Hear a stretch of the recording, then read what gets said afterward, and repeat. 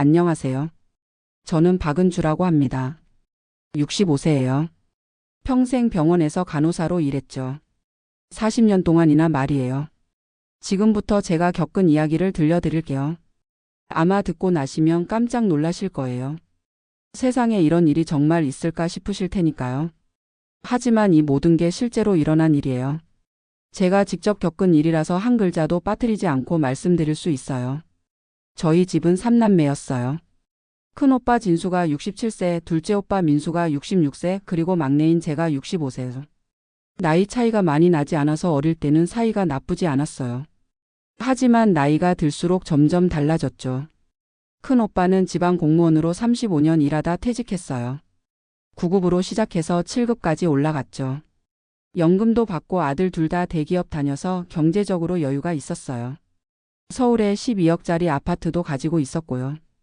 큰오빠네는 정말 넉넉하게 살았어요. 외제차도 타고 해외여행도 자주 다녔죠. 둘째 오빠는 작은 철물점을 운영했어요. 하지만 장사 수완이 별로 없었죠. 게다가 도박을 좋아해서 빚이 5천만 원이나 있었어요. 부인과도 사이가 좋지 않았고 딸은 시집간 후 연락을 끊었어요. 아버지 때문에 창피하다며 명절에도 안 왔죠. 그런데 저는 달랐어요. 고등학교 졸업하자마자 취업해서 병원에서 일했어요. 결혼 얘기가 몇 번 있었지만 부모님 때문에 다 포기했어요. 부모님 돌볼 사람이 없다는 이유로요. 오빠들은 은주가 간호사니까 부모님 돌보는 게 당연하다고 했거든요. 그렇게 평생 혼자 살면서 부모님 곁에서 지냈어요. 월급 300만 원으로 생활하면서 부모님 용돈까지 드렸어요. 매달 50만 원씩 10년 동안 이었어요. 총 6천만 원이죠. 오빠들은 한 번도 부모님께 용돈을 드린 적이 없었는데 말이에요. 부모님이 편찮으시면 제가 모든 걸 다 도맡았어요. 병원비도 제가 내고 간병도 제가 하고 약값도 제가 댔어요. 밤새 간병하고 다음날 병원에 출근하는 일이 일상이었죠. 몸이 힘들어도 간호사니까 당연하다고 생각했어요. 오빠들은 항상 똑같은 말만 했어요. 은주가 간호사니까 당연히 돌봐야지. 우리는 바빠서 못 간다. 딸이 희생하는 게 맞지. 특히 어머니가 돌아가셨을 때가 가장 서러웠어요. 2020년이었는데 코로나 때문에 더 힘들었죠. 장례 비용 200만 원을 오빠들에게 나눠서 내자고 했더니 둘째 오빠가 뭐라고 했는지 아세요? 돈이 없다. 은주가 다 내라. 큰 오빠도 나는 서울에서 일이 있어서 못 내려간다며 빠졌어요. 결국 장례식 준비부터 비용까지 제가 혼자 다 했어요. 어머니 영정 사진도 제가 골랐고 장례식장 예약도 제가 했어요. 수의도 제가 골라드렸죠. 오빠들은 장례식 당일에야 나타났어요. 그것도 조문객들 앞에서는 효자 행세를 했죠. 우리 어머니가 고생 많이 하셨습니다. 은주가 잘 모셔드려서 감사해요. 하지만 조문객들이 없을 때는 완전히 달랐어요. 빨리 끝내자. 돈 많이 든다. 49제는 간단히 하자. 그 뒤로 아버지 혼자 계시게 되었어요. 아버지는 올해 85세셨어요. 어머니 돌아가시고 나서 많이 쇠약해지셨죠. 혼자 계시는 게 외로우셨나 봐요. 자주 편찮으셨어요. 2019년 가을 아버지가 폐암 진단을 받으셨어요. 3기였어요. 의사 선생님이 수술과 항암 치료를 받으시면 2년 정도는 더 사실 수 있다고 하셨죠. 하지만 치료비가 만만치 않았어요. 수술비만 1,000만 원, 항암 치료비가 월 200만 원씩 1년간이었어요. 총 3,400만 원 정도 들 거라고 했어요. 저는 바로 큰 오빠에게 전화를 드렸죠. 오빠 아버지가 폐암이래요. 치료비가 3,000만 원 넘게 든다는데 우리가 나눠서 내야 할 것 같아요. 큰 오빠의 대답은 차가웠어요. 은주야, 나는 서울에서 아들들 뒷바라지하느라 여유가 없어. 내가 간호사니까 알아서 해줘. 둘째 오빠도 마찬가지였어요. 나는 가게도 어렵고 도박빚도 있어서 못 도와줘. 나중에 갚을게.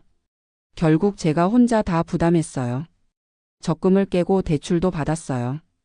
병원 동료들에게 돈도 빌렸죠. 부모님 치료비라고 하니까 다들 흔쾌히 빌려주셨어요. 아버지 수술 날에도 오빠들은 오지 않았어요. 큰오빠는 서울에서 일이 있다고 했고 둘째 오빠는 가게 때문에 못 간다고 했어요.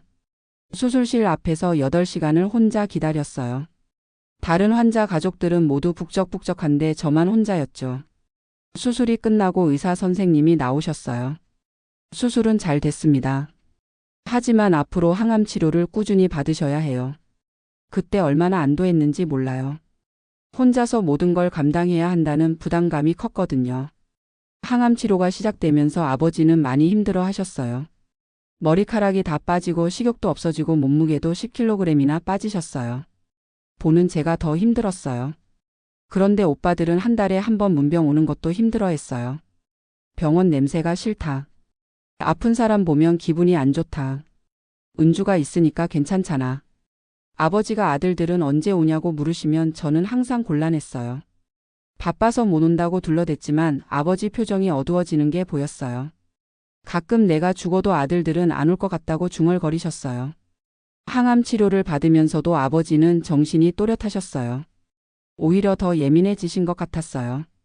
주변을 유심히 관찰하시고 작은 수첩에 뭔가를 적으시는 모습을 자주 봤어요. 뭘 쓰고 계세요? 라고 물어봤더니 그냥 일기다라고 하셨죠. 치료가 끝나고 아버지는 조금 좋아지셨어요. 하지만 완전히 회복된 건 아니었어요. 정기검진을 받으러 병원에 다녀야 했고 약도 계속 드셔야 했어요. 그 모든 비용도 제가 다 댔어요. 명절이나 제사 때는 더 기가 막혔어요. 음식 준비부터 비용까지 모든 걸 제가 다 했는데 오빠들은 먹기만 했거든요. 큰 오빠는 마디니까 상석에 앉는다며 으스댔고 둘째 오빠는 내가 제사상 차리는 방법을 안다며 이런저런 지시만 했어요. 실제로는 시장 보기부터 음식 만들기까지 제가 혼자 다 했어요. 연간 200만 원씩 15년 동안 총 3천만 원을 제가 혼자 부담했어요. 그러면서도 오빠들은 여자가 제사 준비하는 게 당연하다고 했어요. 더 황당한 건 명절 때마다 오빠들이 부모님께 용돈을 달라고 손을 벌린다는 거였어요. 아버지 명절이니까 용돈 좀 주세요. 차비라도 좀 주세요. 그러면 아버지는 어쩔 수 없이 각자 50만 원씩 주셨어요. 저는 오히려 부모님께 용돈을 드렸는데 말이에요. 그런 모습을 보면서 아버지는 뭘 생각하셨을까요? 지금 생각해보니 그때부터 아버지가 모든 걸 다 보고 계셨던 것 같아요. 2023년 들어서 아버지 건강이 급격히 나빠지셨어요. 암이 재발한 건 아니었지만 연세가 많으시다 보니 여러 곳이 안 좋아지셨어요. 당뇨도 있으셨고 혈압도 높으셨고 무릎도 아프셨어요. 병원에 자주 모시고 다녀야 했어요. 검진 받으러 갈 때마다 제가 휴가를 내고 모셔다 드렸어요. 40년 동안 모은 연차 휴가를 다 써가며 간병했죠. 그런데 오빠들은 여전히 나중에 갚겠다는 말만 했어요. 실제로 갚은 적은 한 번도 없었죠. 큰 오빠는 퇴직금으로 나중에 정리하겠다고 했고 둘째 오빠는 가게 정리하면 갚겠다고 했어요. 작년 가을부터 아버지가 정말 많이 약해지셨어요. 걸음도 힘들어하시고 식사도 제대로 못하시고 밤에 잠도 못 주무셨어요. 제가 퇴근하고 나면 아버지 집에 가서 저녁을 해드렸어요. 주말에는 아예 아버지 집에서 지냈죠. 그런데 11월 어느 날 아버지가 갑자기 쓰러지셨어요. 제가 아침에 안부 인사를 드리러 갔는데 침대에서 일어나지 못하고 계셨어요. 급하게 119를 부르고 병원에 모셨죠. 의사 선생님이 이제 집에서 돌보시기 어려울 것 같다고 하셨어요. 호스피스 병동을 권하셨죠. 그 말을 듣는 순간 눈앞이 캄캄했어요. 급하게 오빠들에게 연락했어요. 오빠들 아버지 상태가 많이 안 좋아요. 병원에서 호스피스를 권해요. 어떻게 할까요? 큰 오빠의 대답은 차가웠어요. 은주야, 호스피스는 내가 알아서 해. 나는 서울에 일이 있어서 못 내려간다. 의사 말대로 하면 될 것 같은데. 둘째 오빠도 마찬가지였어요. 나는 가게 때문에 못 간다. 너 혼자서도 충분하잖아. 간호사니까 잘할 수 있을 거야. 그때 정말 화가 났어요. 40년 동안 혼자 모든 걸 감당했는데 아버지의 마지막 순간에도 혼자 하라고요. 하지만 어쩔 수 없었어요. 아버지를 그냥 둘 수는 없으니까요. 호스피스 병동에 입원 수속을 밟았어요. 병실은 4인실이었는데 다른 환자분들은 모두 가족들이 교대로 지키고 있었어요. 저만 혼자였죠. 아버지는 의식은 있으셨지만 많이 약하셨어요. 말씀도 잘 안 하시고 음식도 거의 못 드셨어요. 그래도 제가 오면 반가워하셨어요. 손을 꼭 잡고 계시더라고요. 3개월 동안 매일 병원에 갔어요. 퇴근하고 바로 병원으로 달려가서 밤 11시까지 있었어요. 주말에는 아침부터 저녁까지 병실에서 지냈죠. 그 3개월 동안 오빠들은 연락도 없었어요. 아버지가 어떠냐는 안부 인사 한 번 없었어요. 제가 먼저 연락해서 아버지 많이 안 좋으시다고 해도 그래, 고생한다는 말만 했어요. 12월 말 아버지가 정말 위험해지셨어요. 의사 선생님이 이제 며칠 안 되실 것 같다고 하셨어요. 급하게 오빠들에게 연락했어요. 오빠들 아버지가 정말 위험해요. 의사 선생님이 며칠 안 되실 거라고 해요. 빨리 와주세요. 그런데 큰오빠가 뭐라고 했는지 아세요? 아, 그래? 그럼 죽으면 연락해. 지금 서울에서 새해 준비 때문에 바빠서 못 내려간다. 둘째 오빠도 똑같았어요. 죽으면 장례식장 잡고 연락해. 나는 연말 정산 때문에 바빠. 그 순간 정말 허탈했어요. 아버지가 죽어가는데 죽으면 연락하라고요? 어떻게 그런 말을 할 수 있을까요? 결국 아버지의 마지막 순간도 제가 혼자 지켰어요. 12월 30일 새벽 3시에 아버지가 돌아가셨어요. 제 손을 꼭 잡고 계시다가 조용히 눈을 감으셨어요. 간호사 선생님이 가족분들 부르세요라고 하셨는데 부를 가족이 저밖에 없었어요. 오빠들에게 연락했더니 아, 그래? 장례식장 어디로 잡을 거야? 라고 묻더라고요. 슬퍼하는 기색도 없이 바로 실무적인 얘기만 했어요. 장례식장을 예약하고 모든 준비를 혼자 했어요. 영정 사진도 제가 골랐고 부고 인쇄도 제가 했어요. 꽃 주문도 하고 음식 준비도 했어요. 장례 비용 1,300만 원도 제가 전액 부담했어요. 오빠들은 장례식 당일에야 나타났어요. 그것도 조문객들이 오기 시작하면서부터요. 마치 처음부터 준비에 참여한 것처럼 행동했죠. 조문객들 앞에서는 연신 눈물을 훔치며 효자 행세를 했어요. 아버지가 고생 많이 하셨는데 우리가 잘 모시지 못해서 죄송합니다. 하지만 제가 보기에는 전혀 슬퍼하는 것 같지 않았어요. 오히려 언제 끝날까 하는 표정이었죠. 조문객들이 많이 와주셨어요. 아버지의 친구분들, 동네 어르신들, 병원 동료들까지 총 200명 정도 오셨어요. 모두들 은주 씨가 정말 효녀다라며 칭찬해 주셨어요. 40년 동안 혼자 부모님 모시느라 고생했다. 결혼도 안 하고 부모님만 돌봤다. 아들들은 뭐 했나 싶다. 그런 얘기들을 들으면서 오빠들 표정이 조금씩 굳어지는 게 보였어요. 하지만 여전히 조문객들 앞에서는 효자 행세를 했죠. 첫째 날 밤이 가장 충격적이었어요. 조문객들이 다 돌아간 저녁 8시쯤이었어요. 저는 빈소에서 아버지께 차를 올리고 있었어요. 아버지가 생전에 좋아하시던 녹차였죠. 그런데 옆에서 두 오빠가 소근소근 대화하는 소리가 들렸어요. 처음에는 잘 안 들렸는데 점점 목소리가 커졌어요. 아버지 예금 통장이 몇 개나 될까? 큰 오빠의 목소리였어요. 마치 주식 시세라도 확인하듯 담담한 톤이었죠. 집값이랑 합치면 15억은 넘을 것 같은데. 둘째 오빠가 맞장 굳혔어요. 그럼 3등분하면 5억씩이네. 은주는 딸이니까 좀 적게 줘도 되지 않을까? 맞아. 우리는 가정이 있고 애들 키우느라 돈이 많이 들잖아. 저는 귀를 의심했어요. 아버지의 시신이 바로 옆에 계신데 저런 얘기를 할 수 있나요? 더 충격적인 건 오빠들이 전혀 슬퍼하지 않는다는 사실이었어요.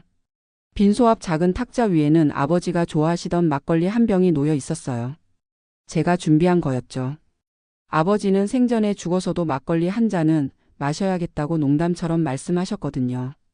옆에는 아버지가 즐겨 피우시던 담배도 한 갑 놓아뒀어요. 금연하신 지 10년이 됐지만 가끔 그리워하셨거든요. 사탕도 놓아뒀어요. 아버지가 좋아하시던 박하사탕이었어요. 그런데 오빠들 눈에는 그런 것들이 하나도 보이지 않았어요. 오직 돈 계산만 하고 있었죠. 아, 답답해. 빨리 49제까지 끝내고 유산 정리 좀 하자. 둘째 오빠가 큰 소리로 말했어요. 내가 도박비 때문에 급하거든. 5천만 원만 먼저 받을 수 있을까? 그건 유산 분할 끝나고 나서 얘기하자. 지금은 사람들이 보니까. 그 소리를 들은 친척 몇 분이 뒤돌아보셨어요. 인상을 찌푸리면서 고개를 절레절레 흔드셨죠. 80세가 넘으신 큰 고모가 혀를 차며 말씀하셨어요. 저런 못된 놈들을 다 봤나. 아버지 시신 앞에서 재산 얘기를 해? 다른 친척분들도 수군거리기 시작했어요. 은주만 고생했는데 저런 식이면 안 되지. 아들이라고 다 아들이 아니구나. 그런데 오빠들은 전혀 신경 쓰지 않았어요. 계속 재산 얘기만 했어요. 그때 큰 오빠가 제게 다가와서 말했어요. 목소리는 낮췄지만 확신에 찬 톤이었어요. 은주야, 이제 변호사 만나서 정식으로 재산 분할해야지. 저는 차를 올리던 손을 멈췄어요. 지금 그런 얘기할 때예요? 언제 하겠어? 빨리 처리해야지. 너는 딸이니까 좀 적게 받아도 괜찮지? 그 말을 듣는 순간 가슴이 뜨거워졌어요. 40년간 저 혼자 모든 걸 감당했는데 마지막엔 재산도 적게 받으라고요? 왜 제가 적게 받아야 해요? 아들하고 딸이 똑같나? 우리는 가정이 있어서 돈이 많이 들어. 큰 오빠가 당연하다는 듯이 말했어요. 그동안 아버지 병원비는 누가 냈는데요? 그건 내가 간병사니까 당연한 거고. 둘째 오빠가 끼어들었어요. 간호사지 간병사가 아니에요. 그리고 제가 낸 돈이 얼마나 되는지 알아요? 그래봤자 얼마나 되겠어? 우리도 나중에 갚으려고 했는데. 언제 갚으려고 했어요? 10년 동안 한 번도 안 갚으면서. 목소리가 점점 커졌어요. 다른 친척들이 저희를 쳐다보기 시작했어요. 그때 이정호 변호사님이 나타나셨어요. 아버지의 40년 지인이셨죠. 손에 봉인된 편지 하나를 들고 계셨어요. 은주 씨 아버님께서 생전에 이걸 꼭 드리라고 하셨어요. 편지를 받는 순간 손이 떨렸어요. 아버지의 글씨체가 보였거든요. 평소보다 더 또박또박 쓰신 것 같았어요. 지금 여기서 읽어보세요. 변호사님이 말씀하셨어요. 편지를 여는 순간 눈물이 주르륵 흘렀어요. 아버지의 진짜 마음이 담겨 있었거든요. 은주야, 아빠가 죽어서도 너만 우는구나. 첫 줄부터 가슴이 뭉클했어요. 오빠들은 재산 얘기만 하고 있지? 아빠가 미리 다 준비해뒀다. 그 다음 줄을 읽는 순간 정말 놀랐어요. 너는 이제 당당하게 살아라. 오빠들에게는 한 푼도 줄 필요 없다. 그 아래에는 더 자세한 내용이 적혀 있었어요. 나는 생전에 너희들의 진심을 시험해보고 싶었다. 진짜로 나를 그리워하며 슬퍼하는 자식에게만 재산을 물려주려고 했다. 은주만이 진짜 내 딸이었다. 아들들은 내가 죽기만 기다리고 있었구나. 편지를 읽으면서 오빠들이 저를 쳐다봤어요. 뭐가 써 있는데? 큰 오빠가 물었어요. 그때 변호사님이 다른 봉투를 꺼내셨어요. 아버님께서 이것도 함께 전해달라고 하셨어요. 봉투를 열어보니 또 다른 편지가 있었어요. 이번에는 더 두꺼운 편지였어요. 나는 지난 5년간 너희들을 유심히 관찰했다. 누가 진짜 나를 사랑하는지, 누가 재산만 노리는지 알고 싶었다. 편지를 읽으면서 손이 더 떨렸어요. 은주야, 너는 40년간 나와 어머니를 정성으로 모셨다. 결혼도 포기하고 내 인생도 포기하고 우리만 돌봤다. 병원비 3,200만 원, 생활비 6천만 원, 명절 비용 3천만 원까지 총 1억 2,200만 원을 내가 혼자 부담했다는 걸 내가 모를 리 없다. 그 숫자를 보는 순간 깜짝 놀랐어요. 아버지가 그렇게 정확히 계산하고 계셨다니요. 하지만 아들들은 달랐다. 진수는 내가 폐암 진단을 받았을 때 3개월간 문병 한 번 안 왔다. 민수는 어머니 장례식 때 장례비 200만 원 내라고 했을 때 돈이 없다며 거부했다. 둘 다 명절 때마다 용돈 달라고 손 벌리면서 정작 우리에게는 한 번도 용돈을 준 적이 없다. 편지를 읽으면서 오빠들의 얼굴이 점점 하얘졌어요. 그래서 나는 마지막 시험을 준비했다. 내가 죽은 후 자식들이 어떻게 행동하는지 보고 싶었다. 진짜 나를 슬퍼하면 첫 번째 유언장대로 재산을 3등분하려고 했다. 하지만 재산 얘기만 한다면 두 번째 유언장을 공개하라고 변호사에게 부탁했다. 변호사님이 또 다른 봉투를 꺼내셨어요. 이게 아버님의 진짜 유언장입니다. 주변이 갑자기 조용해졌어요. 친척들도 모두 저희를 쳐다보고 계셨어요. 변호사님이 봉인을 뜯고 천천히 읽기 시작하셨어요. 나 박철민은 정신이 온전한 상태에서 이 유언을 남긴다. 목소리가 빈소 안에 또렷하게 울렸어요. 나의 모든 재산은 오직 막내딸 박은주에게만 상속한다.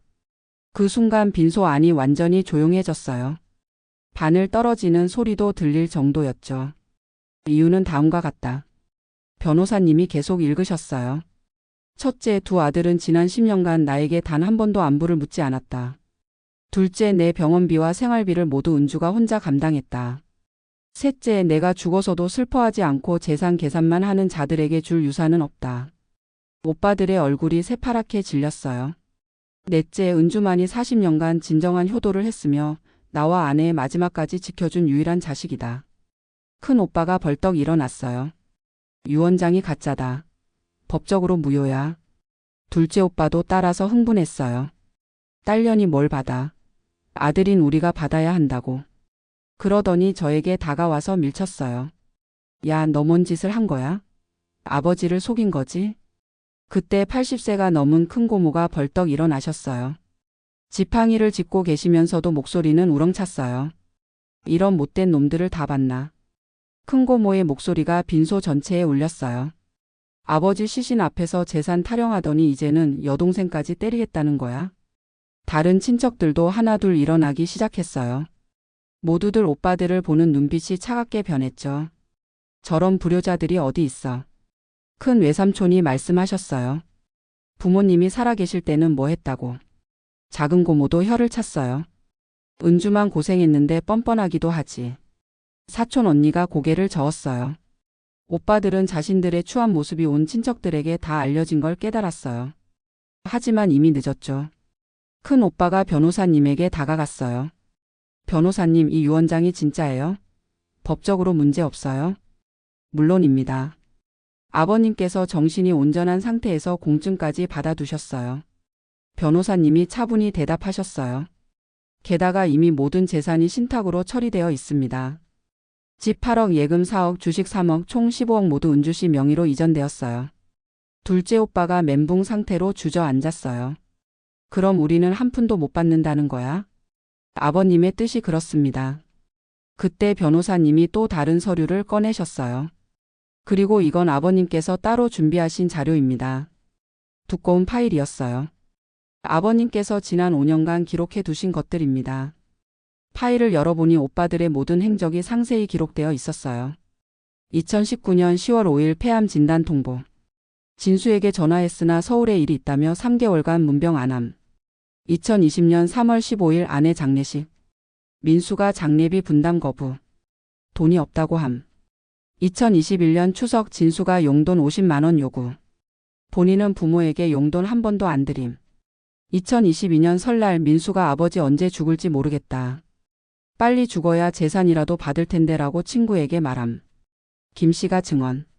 한 페이지 한 페이지 넘길 때마다 오빠들의 얼굴이 더욱 하얘졌어요.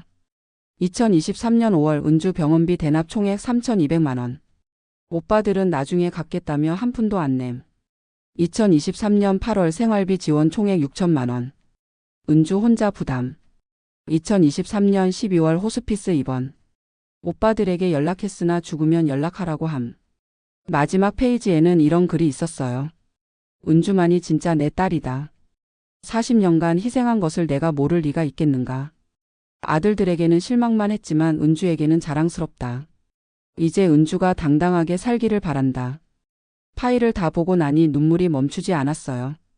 아버지가 모든 걸 다 보고 계셨구나 싶어서요. 그런데 더 놀라운 게 있었어요. 아버지가 오빠들의 비리까지 다 조사해 두셨거든요. 변호사님이 말씀해 주셨어요. 아버님께서 사립탐정까지 고용하셔서 아들분들을 조사하셨어요. 뭘 조사했다는 거예요? 진수 씨의 공무원 시절 뇌물수수건과 민수 씨의 세금 포탈건입니다. 큰 오빠가 벌벌 떨기 시작했어요. 그건 어떻게? 30년 전 도로공사 계약 관련해서 업체로부터 3천만 원을 받으신 기록이 다 있어요. 통장 내역부터 녹음 파일까지 완벽합니다. 변조사님이 녹음기를 꺼내셨어요. 큰 오빠의 목소리가 흘러나왔어요. 공사 따내려면 얼마 줄 생각이냐? 3천만 원은 준비해 와야 할 거야. 그 목소리를 듣는 순간 큰 오빠는 완전히 무너졌어요. 민수 씨는 10년간 세금 포탈하신 기록이 있어요. 가짜 매출 신고, 현금 거래, 은닉 등등 총 2,500만 원어치입니다.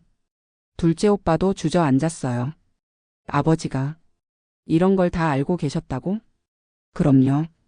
오빠들이 어떤 사람들인지 정확히 파악하고 계셨던 거죠. 아버지의 마지막 메모에는 이런 글이 있었어요. 내 아들들이 어떤 사람들인지 정확히 파악하고 싶었다. 역시 내 예상이 맞았다. 이들에게는 한 푼도 물려줄 가치가 없다. 그날 밤 친척들과 마을 사람들의 휴대폰에는 효자 코스프레한 불효자 오빠들이라는 소문이 급속도로 퍼지기 시작했어요. 다음 날 장례식에는 더 많은 사람들이 왔어요. 하지만 모두들 오빠들을 보는 눈빛이 차가웠어요. 저런 놈들이 아들이라고? 은주만 고생했네. 부모 살아있을 때는 뭐 했나?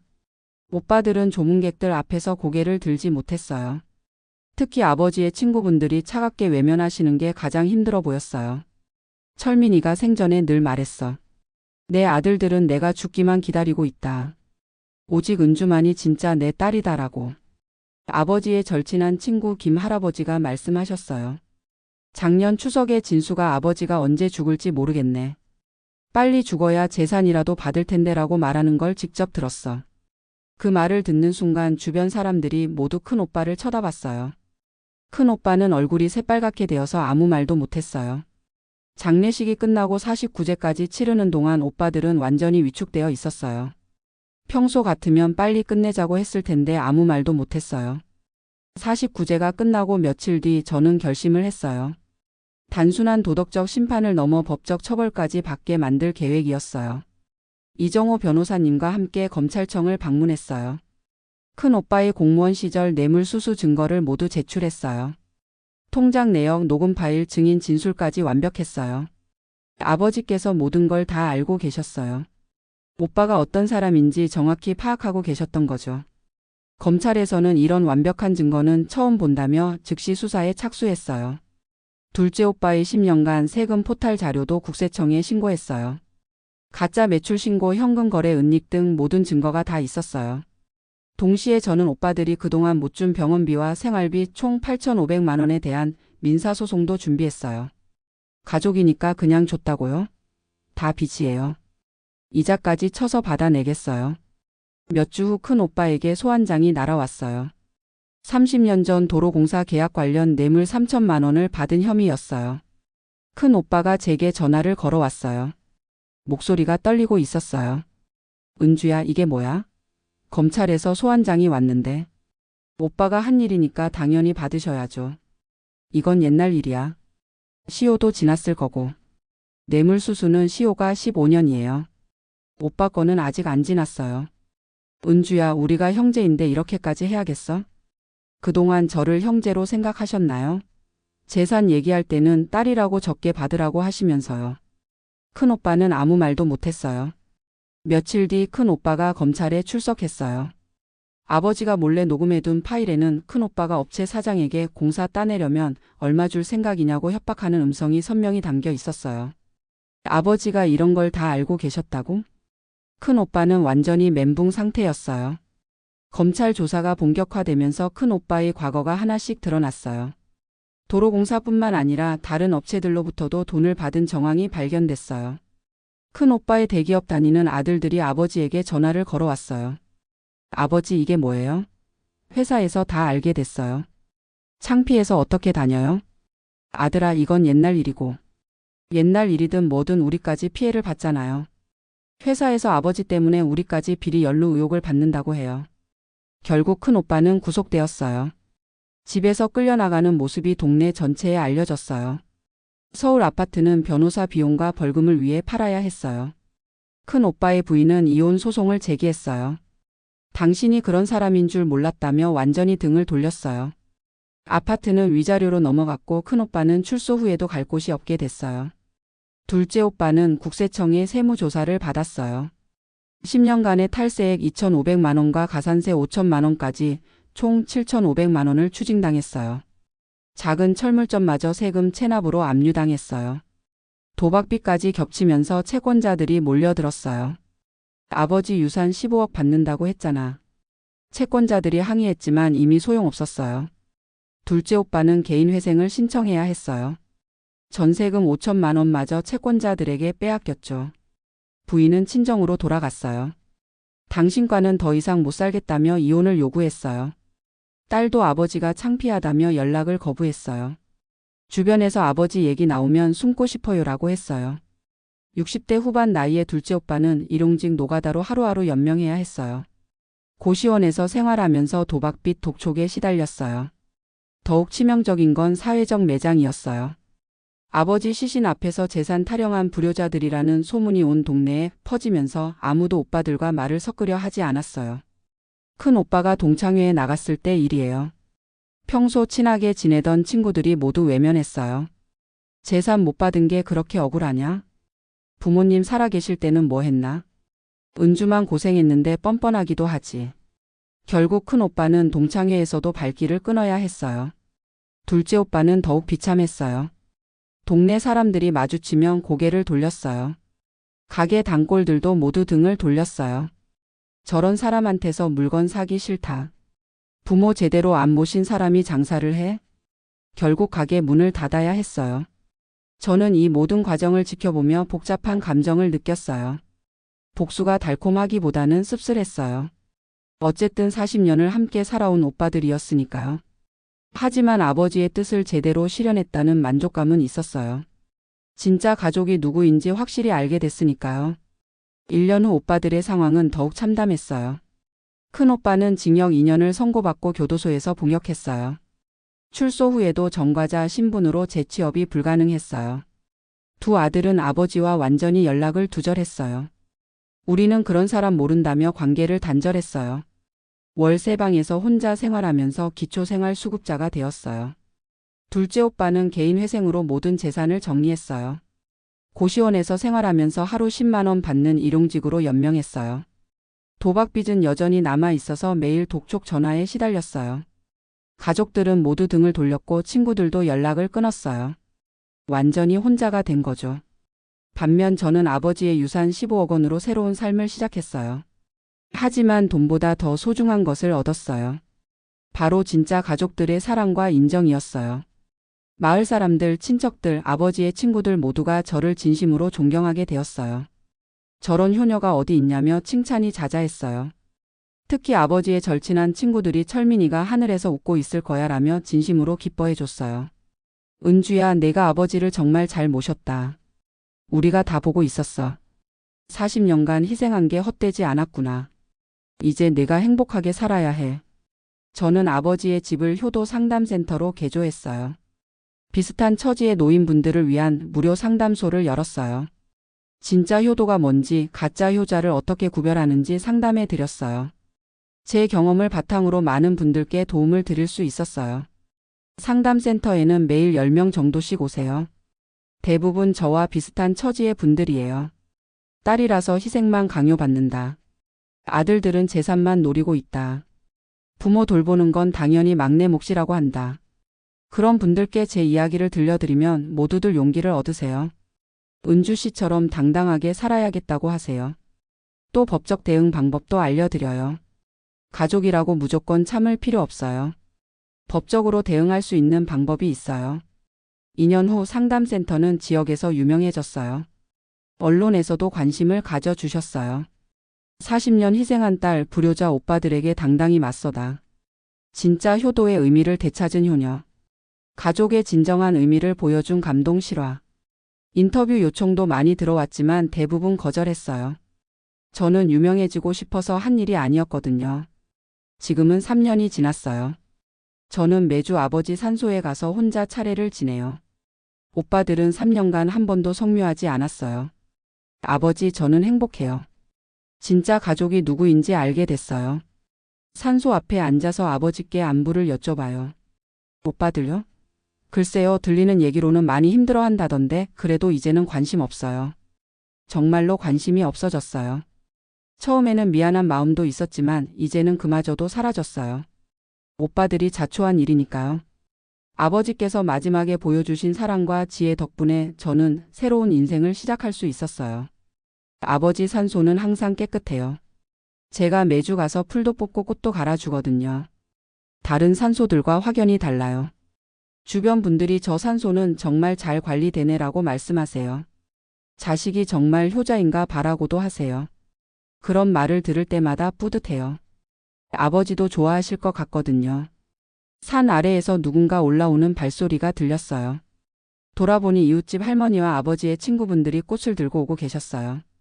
은주야, 우리도 철민이 아버지께 인사드리러 왔다. 이런 일이 자주 있어요.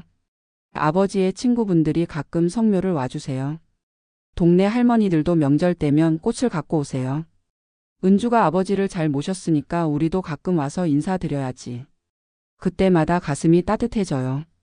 진짜 가족은 피로 맺어지는 게 아니라 마음으로 맺어지는 것임을 깨달았거든요. 오빠들과는 피로 연결되어 있었지만 마음은 없었어요. 하지만 아버지의 친구분들과 동네 분들은 피로는 연결되어 있지 않지만 마음으로는 가족이에요. 은주야, 내가 정말 효녀다. 아버지가 하늘에서 보고 계실 거야. 김 할아버지가 아버지 산소 앞에 꽃을 놓으시며 말씀하셨어요. 철민이가 생전에 늘 자랑했어. 내 딸 은주는 정말 착하다. 나는 복 받은 사람이다라고. 그 말을 들으니 또 눈물이 났어요. 아버지가 저를 그렇게 생각하고 계셨다니요. 할아버지, 아버지가 정말 그런 말씀을 하셨어요? 그럼 맨날 했지. 특히 마지막 몇 년간은 더 자주 했어. 은주 없었으면 나는 어떻게 살았을까라고. 이웃집 할머니도 고개를 끄덕이셨어요. 맞아, 맞아. 아버지가 얼마나 은주 자랑을 했는지 몰라. 내 딸은 천사다라고 하셨어. 그런데 아들들은 한 번도 자랑 안 하셨어요. 오히려 한숨만 쉬셨지. 김 할아버지가 씁쓸하게 웃으셨어요. 아들들 얘기만 나오면 표정이 어두워지셨어. 아들이라고 다 아들이 아니구나라고 하시더라고. 저희는 산소 앞에서 한참 동안 아버지 생전 이야기를 나누었어요. 제가 몰랐던 아버지의 마음을 많이 알게 되었어요. 은주야, 아버지가 마지막에 이정호 변호사한테 부탁한 말이 있어. 뭔 말씀이요? 은주가 앞으로 행복하게 살았으면 좋겠다. 40년간 희생한 것이 헛되지 않았다는 걸 알았으면 좋겠다고 하셨어. 김 할아버지의 말씀에 가슴이 뭉클했어요. 그리고 오빠들한테는 미안하지만 이제는 은주가 당당하게 살았으면 좋겠다고도 하셨어. 아버지는 마지막까지도 저를 걱정해 주셨구나 싶었어요. 산소에서 내려오는 길에 김 할아버지가 말씀하셨어요. 은주야, 오빠들이 요즘 어떻게 지내는지 아냐? 잘 모르겠어요. 연락도 안 하고 만나지도 않아요. 큰오빠는 감옥에서 나와서 월세방에서 혼자 살고 있더라고. 아들들이 완전히 등 돌렸어. 그래요? 별로 놀랍지 않았어요. 예상했던 일이니까요. 둘째 오빠는 더 안 좋아. 고시원에서 살면서 일용직하고 있어. 도박비 때문에 맨날 독촉 당한다더라. 자업자득이죠. 정말로 그렇게 생각했어요. 동정심도 들지 않았어요. 그래도 형제인데 조금은 안쓰럽지 않냐? 할아버지, 저를 형제로 생각했으면 그런 짓을 했을까요? 아버지 시신 앞에서 재산 타령을 했을까요? 김 할아버지도 고개를 끄덕이셨어요. 그렇긴 하지.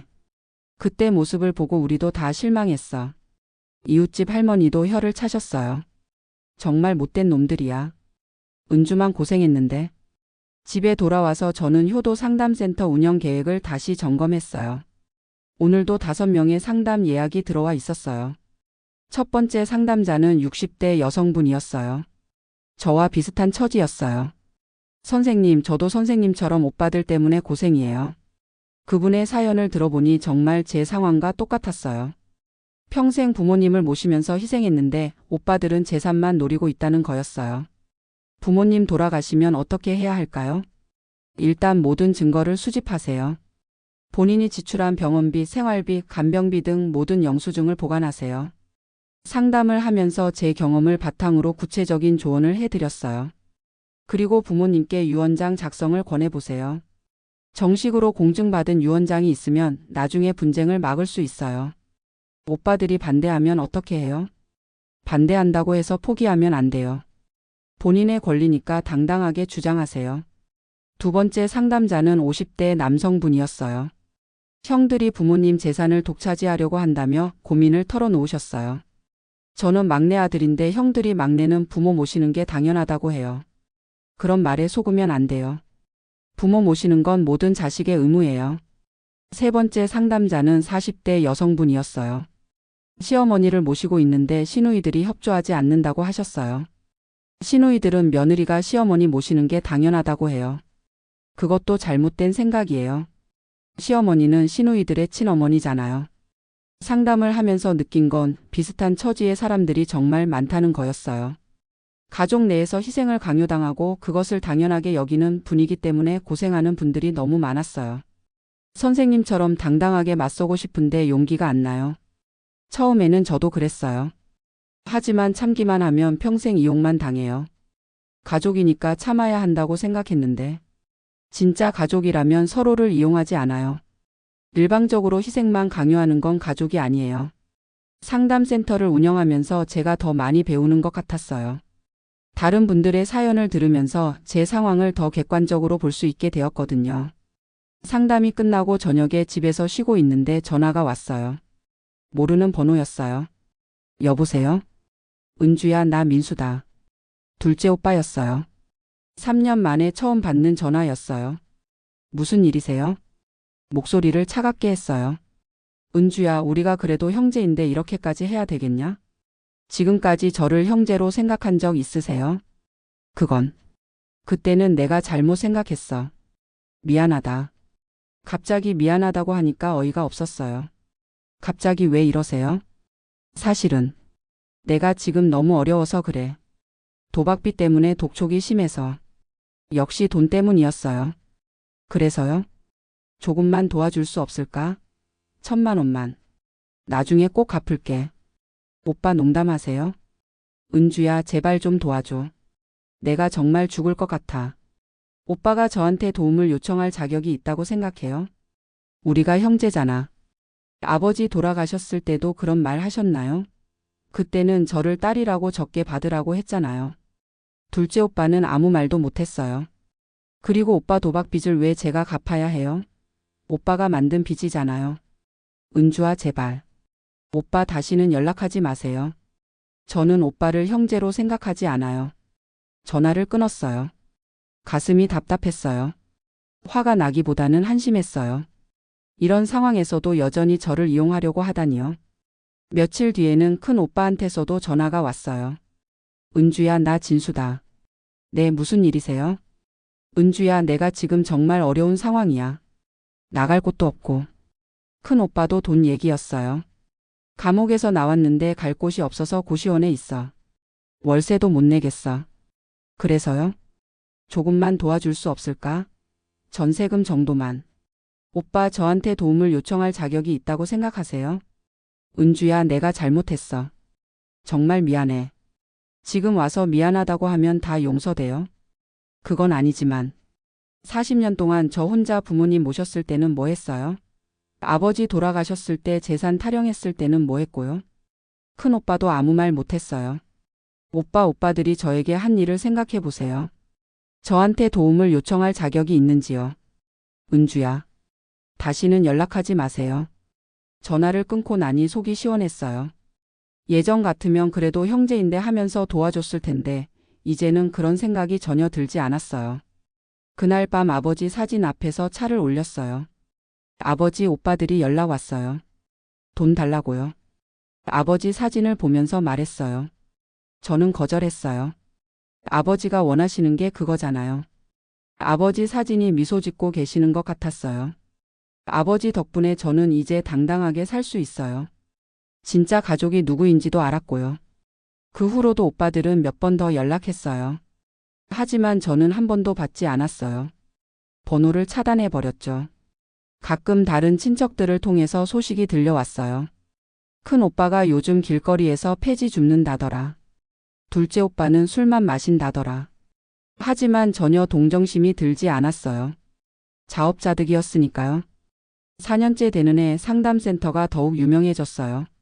전국에서 상담 요청이 들어왔어요. 가족 갈등 해결 전문가 박은주로 언론에서 소개되기도 했어요. 방송 출연 요청도 많이 들어왔지만 대부분 거절했어요. 다만 도움이 될 만한 프로그램은 몇 개 출연했어요. 오늘 모신 분은 40년간 부모님을 혼자 모시다가 당당하게 자신의 권리를 찾은 박은주 씨입니다. 방송에서 제 이야기를 하면서 많은 분들이 용기를 얻으셨다고 했어요. 은주 씨 이야기를 듣고 저도 용기를 냈어요. 가족이라고 무조건 참을 필요 없다는 걸 깨달았어요. 그런 반응을 보면서 제가 겪은 일이 의미가 있었다고 생각했어요. 상담센터도 확장했어요.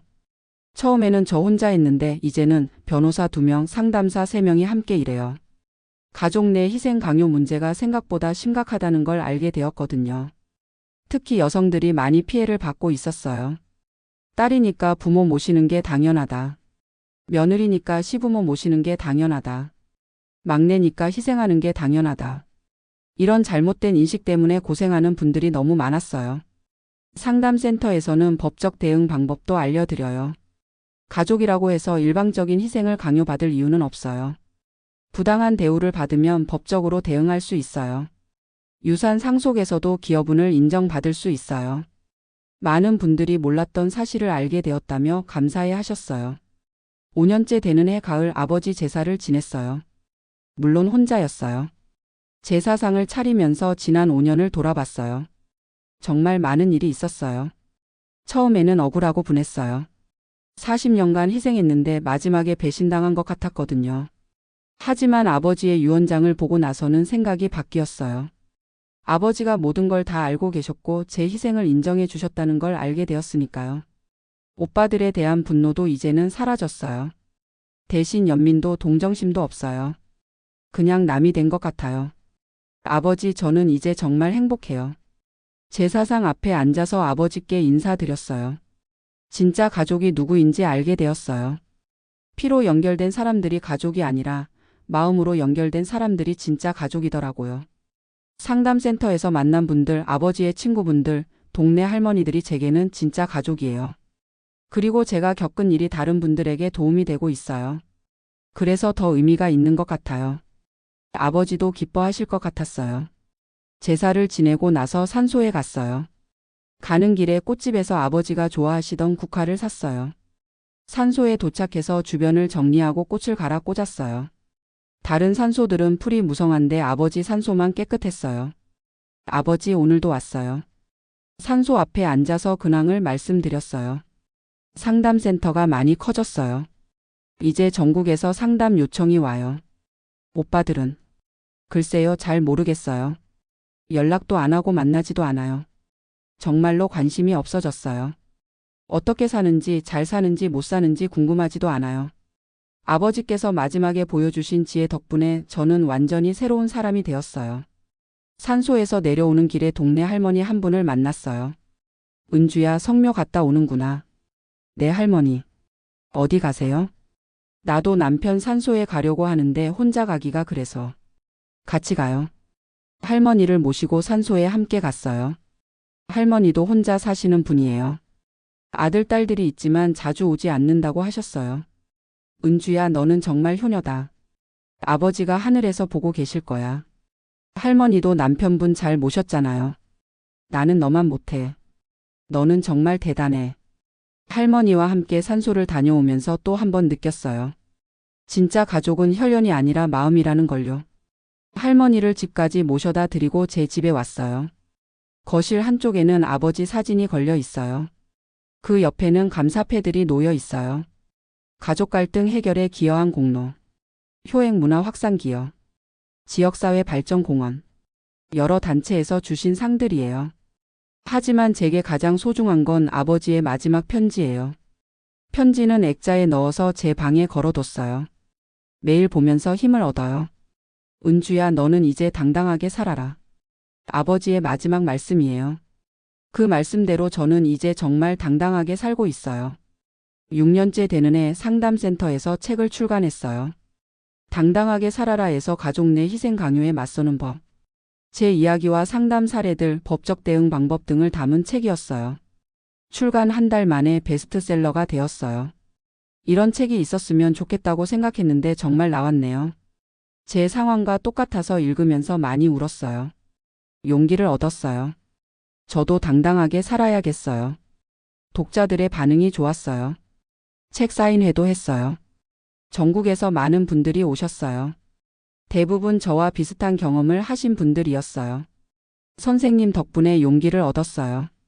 저도 가족들에게 당당하게 말했어요. 이제는 일방적으로 희생하지 않아요. 그런 말씀들을 들을 때마다 뿌듯했어요. 제가 겪은 고통이 헛되지 않았구나 싶었어요. 어느 날 상담센터에 30대 여성분이 오셨어요.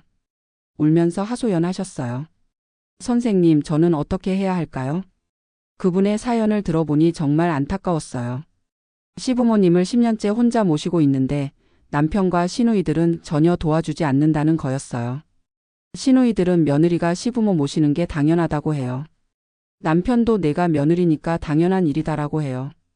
그럼 본인은 어떻게 생각하세요? 저도 처음에는 당연한 줄 알았어요. 하지만 이제는 억울해요. 당연히 억울하셔야 해요. 시부모님은 시누이들의 친부모잖아요. 상담을 하면서 구체적인 해결 방법을 알려드렸어요. 일단 가족회의를 요청하세요. 시부모님 봉양을 어떻게 분담할지 정식으로 논의하자고 하세요. 시누이들이 거부하면 어떻게 해요? 그럼 본인도 거부하세요. 제가 혼자 할 수 없으니 도와주시든지 아니면 시설을 알아보든지 하세요라고 하세요. 그래도 되나요? 당연히 되죠. 본인만 희생할 이유가 없어요.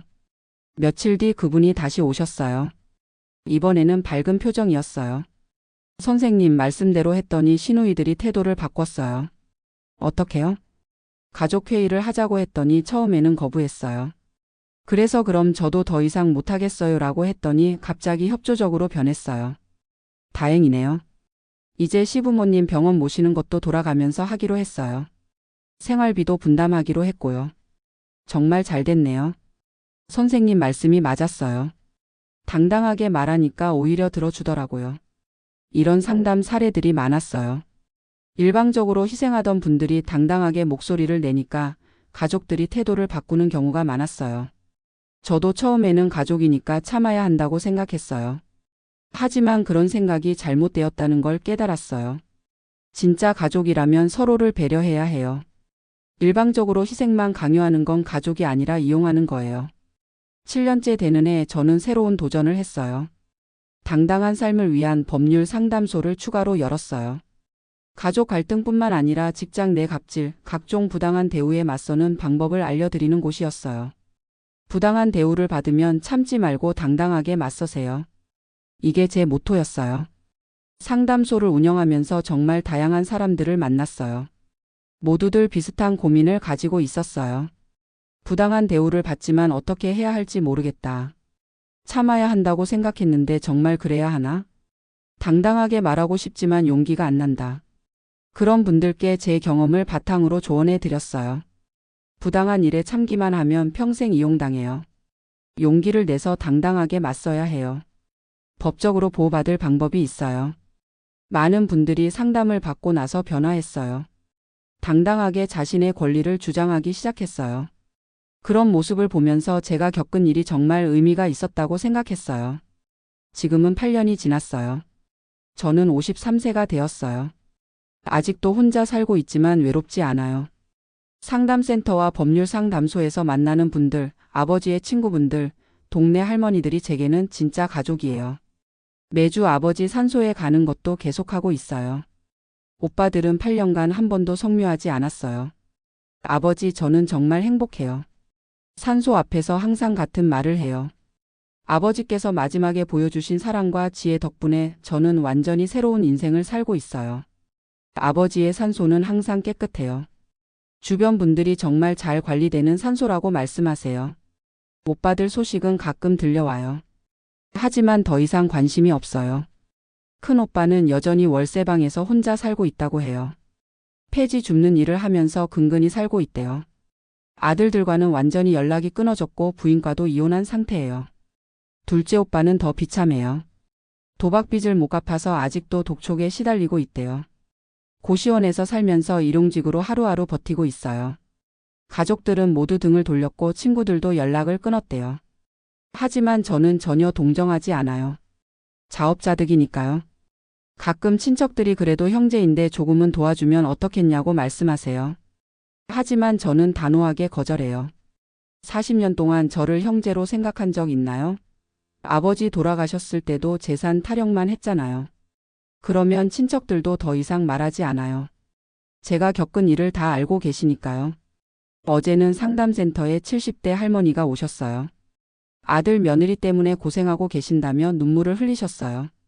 며느리가 저를 요양원에 보내려고 해요. 왜요? 돈이 많이 든다고 집에서 돌보기 힘들다고 해요.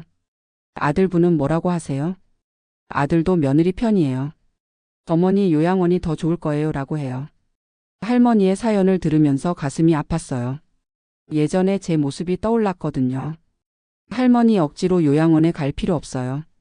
그럼 어떻게 해야 하죠? 할머니 재산이 있으시면 그걸 관리하세요. 함부로 넘겨주면 안 돼요. 아들이 관리하겠다고 하는데 절대 안 됩니다. 본인이 직접 관리하세요. 할머니께 구체적인 방법을 알려드렸어요. 재산 관리는 본인이 하시고 아들 며느리에게는 내가 직접 관리하겠다고 분명히 말씀하세요. 그럼 아들이 화낼 텐데. 화내게 놔두세요. 할머니 재산인데 왜 아들이 화를 내나요? 며칠 뒤 할머니가 다시 오셨어요. 이번에는 화난 표정이었어요. 선생님 말씀대로 했더니 아들 며느리가 태도를 바꿨어요. 어떻게요? 재산 관리는 제가 직접 하겠다고 했더니 갑자기 친절해졌어요. 요양원 얘기도 안 해요. 다행이네요. 선생님이 맞았어요. 당당하게 말하니까 오히려 무시하지 못하더라고요. 이런 상담을 하면서 항상 생각해요. 나이가 들었다고 해서 무조건 자식들에게 맡겨야 하는 건 아니라는 것을요. 특히 재산 관리는 절대 함부로 넘겨주면 안 돼요. 자식들이 갑자기 치료자가 되는 경우가 많거든요. 작년에는 정말 충격적인 상담 사례가 있었어요. 80대 할아버지가 오셨는데 아들이 재산을 모두 가져가고 요양원에 버렸다는 거예요.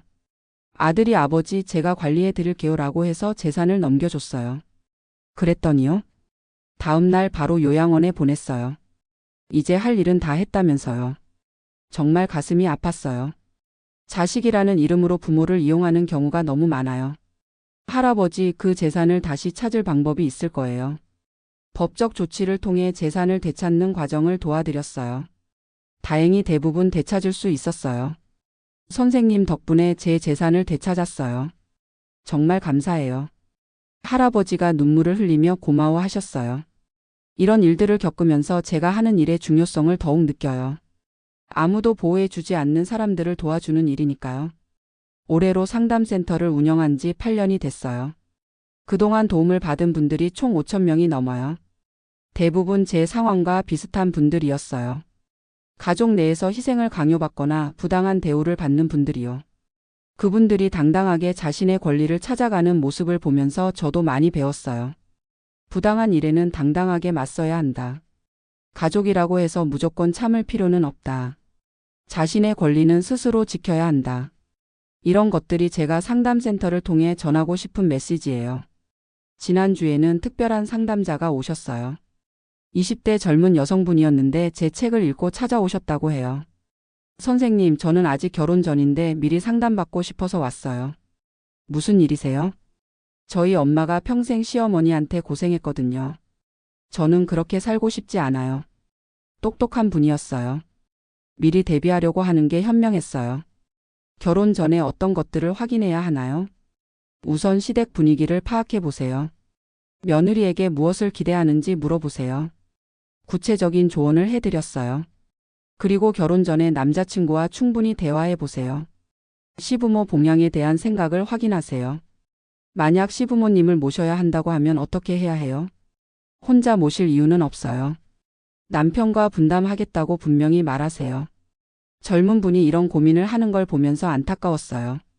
결혼을 앞두고 이런 걱정을 해야 한다니요. 하지만 동시에 다행이라고 생각했어요. 미리 대비하면 저처럼 40년간 고생할 필요가 없으니까요.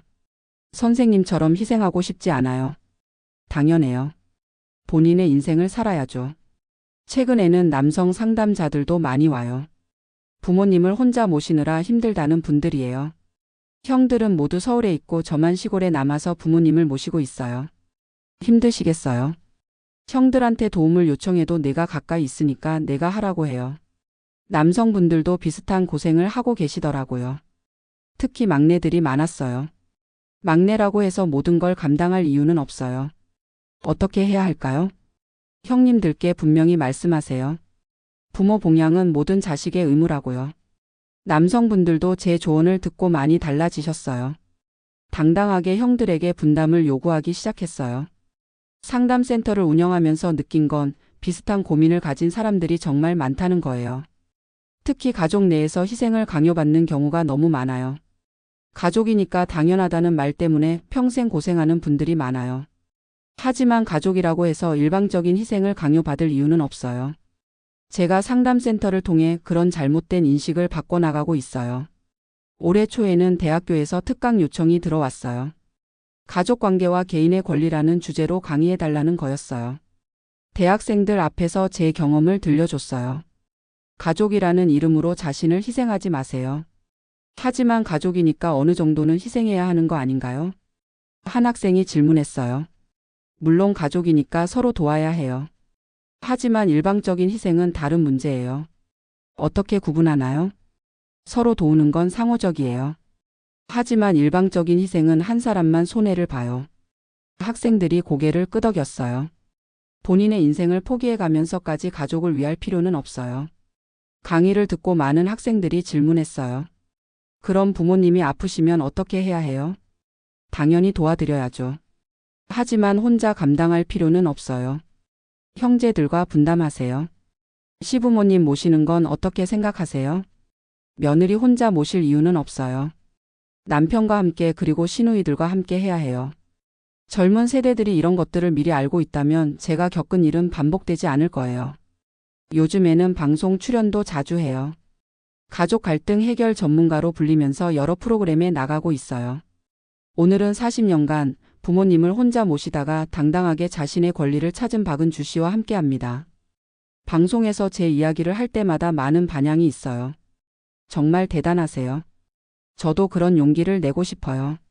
가족이라고 무조건 참는 게 아니구나 싶었어요. 시청자들의 반응이 좋아요. 특히 비슷한 처지의 분들이 많이 연락을 주세요. 저도 은주 씨처럼 당당하게 살고 싶어요. 용기를 얻었어요. 상담받고 싶어요. 그런 분들을 보면서 제가 하는 일의 가치를 더욱 느껴요. 며칠 전에는 정말 감동적인 일이 있었어요. 3년 전에 상담 받으셨던 분이 찾아오셨는데 완전히 달라진 모습이었어요. 선생님, 저 기억하세요? 처음에는 못 알아봤어요. 너무 밝아지셨거든요. 3년 전에 시어머니 때문에 상담받았던 김 씨예요. 아, 그때 그분이세요? 그분은 시어머니를 10년간 혼자 모시면서 고생하셨던 분이었어요. 시누이들은 전혀 도와주지 않으면서 며느리가 당연히 해야 할 일이라고 했던 경우였죠. 그 뒤로 어떻게 지내셨어요? 선생님 말씀대로 당당하게 맞섰어요. 어떻게요? 시누이들한테 가족회의를 요청했어요. 시어머니 봉양을 어떻게 분담할지 정식으로 논의하자고 했죠. 반응이 어땠어요? 처음에는 거부했어요. 그래서 그럼 저도 더 이상 못하겠어요 라고 했더니 갑자기 협조적으로 변했어요. 다행이네요. 이제는 시어머니 병원 모시는 것도 돌아가면서 해요. 생활비도 분담하고요. 정말 잘 됐네요. 선생님 덕분이에요. 용기를 내서 당당하게 말하니까 오히려 무시하지 못하더라고요. 그분은 이제 완전히 다른 사람이 된 것 같았어요.